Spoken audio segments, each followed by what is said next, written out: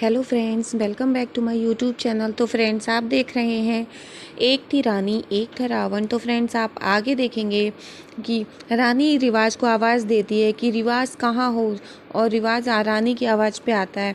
वो ये कहती है कि तुम अपनी असलियत सबको बताते क्यों नहीं हो, मुझे ये तो मत दिखाओ कि तुम देख नहीं सकते हो।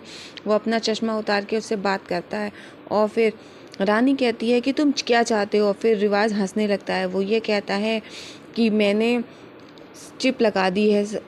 और रानी को वो डराता है। वो ये कहता है मैं कुछ भी कर सकता हूँ।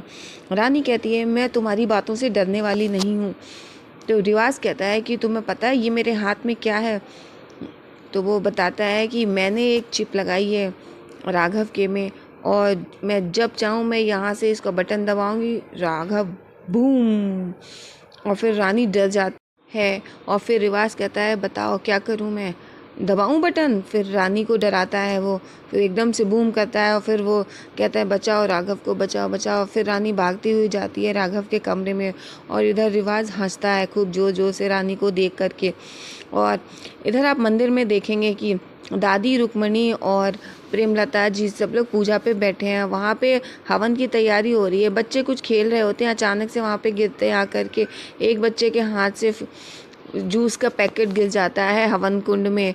और फिर वहाँ पे शिवराज जी भी बैठे होते हैं, और फिर उसकी बच्चे की माँ आकर के उस बच्चे को ले जाते हैं। फिर दादी कहती हैं कोई बात नहीं, बच्चा ही तो है। और रुक्मणी सोचने लगती है। और इधर पंडित जी कहते हैं कि बच्चे तो भगवान का रूप होते हैं, और बच्चा यहाँ पर आया और ये हवन कुंड में ये गिर गया, इसका मतलब यही होता है कि ज़रूर कोई मुसीबत आने वाली है।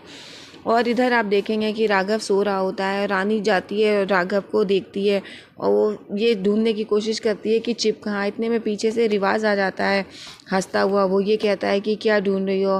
राघव इतनी जल्दी से नहीं उठने वाला, और वो राघव के लिए फिर से रानी को डराता है। वो ये कहता है कि चिप ढूंढो ढूंढो कहाँ लगी है, और हो भी सकती है नहीं भी हो सकती है। और फिर वो रानी को डरा देता है रिवाज। वो कहता है कि ढूंढो, और फिर रानी को डर लगने लगा है, लेकिन रिवाज की असलियत सबके सामने वो लाना चाहती है।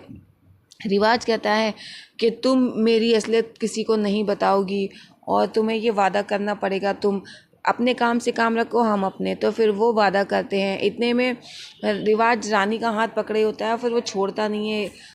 रानी हाथ छुड़ाने की कोशिश करती है, पर वो फिर भी नहीं छोड़ रहा होता है। और इधर आप देखेंगे तो उतने में राघव उठ जाता है। राघव कहता है ये क्या हो रहा है। तुरंत रिवाज अपना चश्मा पहन लेता है, और फिर वो कहता है कि कुछ नहीं।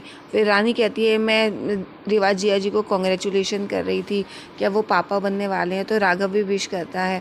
इधर आप देखेंगे कि रानी बहुत डरी हुई है। वो ये सोचती है कि पता नहीं वो चिप कहाँ लगी है। फिर वो रुक्मणी दीदी को फ़ोन करने की सोचती है कि अब पता नहीं वो आ रही होंगी नहीं। इतने में आप देखेंगे नीचे से आवाज़ आती है, तो रानी को लगता है रुक्कू दीदी आ गई हैं। इधर प्रेमलता रुक्मणी को भड़काती है। वो ये कहती है कि तुम इस खानदान को पहला वारिस देने जा रही हो ना। तो रानी को ये सब अच्छा नहीं लग रहा, क्योंकि रानी बड़ी है, बहू है, और तुम छोटी हो। तो उसको ये तुम्हारी प्रेगनेंसी की न्यूज़ सुनकर उसे अच्छा नहीं लगा। तो रुक्मणी के दिल में ये ख्याल आ जाता है कहीं ऐसा तो नहीं है। फिर प्रेमलता कहती है मैं पूजा की थाली लेके आती हूँ तुम्हारी आरती उतारने के लिए। फिर रुक्मणी की आरती प्रेमलता जी उतारती हैं। फिर देखेंगे आप रुक्मणी वहाँ से जाने के लिए कहती है। इधर रिवाज आ जाता है। रिवाज कहता है कि वो रुक्कू तुम ठीक तो हो ना। तो वो कहती हाँ। इतने में वहाँ पे रानी भी आ जाती है। रानी रिवाज के बारे में सोच रही होती है, और वो एक अचानक से ये सोचने लगती है कि वो रिवाज के पास आई। वो कहती है कि रुको दीदी, आपको पता नहीं है कि ये रिवाज जिया जी हैं, ये देख सकते हैं। और वो वहाँ पर आ जाती है। वो कहती है कि ये आपसे सच्चाई छुपा रहे हैं। रुक्मणी कहती है कि नहीं, तुम ये क्या कह रही हो रानी। और रानी कहती है आपको पता है ये शख्स रिवाज जिया जी जो हैं ये अंधे नहीं हैं, इन्हें सब दिखाई पड़ता है। और वो चश्मा उतार देती है, और सबके सामने चश्मा जब उतारती है तो फिर आप लोग देखेंगे कि सभी लोगों को पता चल जाता है कि रिवाज देख सकता है, और रिवाज की असलियत सबके सामने आ जाती है। रानी ऐसा सोच रही है कि वो ऐसा कर रही है। इधर फिर रुक्मणी भी देखती है कि रिवाज देख सकता है। रानी चीख चीख के सबको बताती है कि ये रिवाज जिया जी देख सकते हैं, ये नाटक कर रहे हैं, ये सबको धोखा दे रहे हैं। इधर दादी को भी ये बात पता चल जाती है, और रुक्मणी को भी। इधर रानी रिवाज की असलियत सबके सामने खोलती है, और फिर उसके बाद रिवाज को गुस्सा आ जाता है। दादी कहती हैं कि तुम देख सकते हो, तुमने सबके सामने झूठ बोला। और रानी कहती है कि ये ऐसे हैं, इन्होंने सबसे झूठ बोला, धोखा दिया। और रिवाज की असलियत सबके सामने आते ही प्रेमलता जी और दादी सबको शौक लग जाता है। दादी कहती हैं कि तुमने हमें झूठ बोला, निकल जा मेरे घर से, तू इस घर में नहीं रह सकता है। और दादी धक्के मार मार के रिवाज को घर से बाहर निकालने लगती हैं। और अचानक रिवाज के हाथ में रिमोट होता है और वो रिमोट का बटन दबाने की धमकी देने लगता है। और वो ये कहता है बूम, रिमोट का बटन जैसे ही आगे करता है और रानी एकदम से चीख पड़ती है। वो कहती है नहीं, तो रुकू उससे कहती है कि क्या हुआ रानी, क्या हुआ। और रानी ये सब सोच रही थी रिवाज की असलियत सबके सामने लाने के बारे में। और फिर वो ये सोचकर एकदम से डर जाती है। फिर वो रिवाज की असलियत के बारे में किसी को कुछ नहीं बताती है। वो एक सपना सा देख रही थी। रिवाज ये देखकर बहुत खुश होता है और वो मन ही मन मुस्कुराने लगता है। अब रुक्कू को ऐसा लगता है कि कहीं ऐसा तो नहीं है कि रानी वाकई में मेरी प्रेगनेंसी से खुश नहीं है। रानी अपने कमरे में होती है, रिवाज के बारे में सोच रही होती है। और वो ये सोचती है कि कहीं वो रुक्कू दीदी के तो चिप नहीं लगी, और वो कपड़े रख रही होती है। इतने में आप देखेंगे कि पीछे से रुक्मणी आ जाती है रानी के कमरे में। और वो रानी के पास आकर के कहती है कि रानी तू ठीक तो है ना। तो फिर वो कहती है हाँ ठीक हूँ। फिर रानी पूछती है दी आपको कोई चक्कर उल्टी वगैरह कुछ तो लगता तो नहीं है। वो कहती ये तो लगता है। तो फिर रानी कहती है कोई कटवट तो नहीं लगा है ना। तो रुक्मणी कहती है नहीं नहीं, कोई कट नहीं लगा है। और दादी कह रही थी अगले 4-5 महीने तक ऐसी ही तबीयत रहेगी।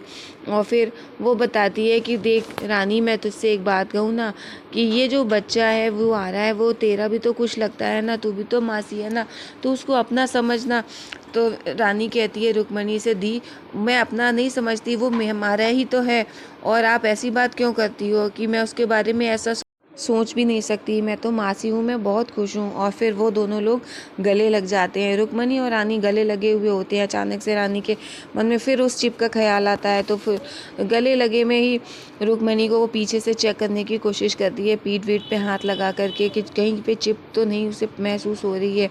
और फिर वो पूछती है कि आपकी तबीयत ठीक तो है ना। रानी कहती है रुक्मणी से।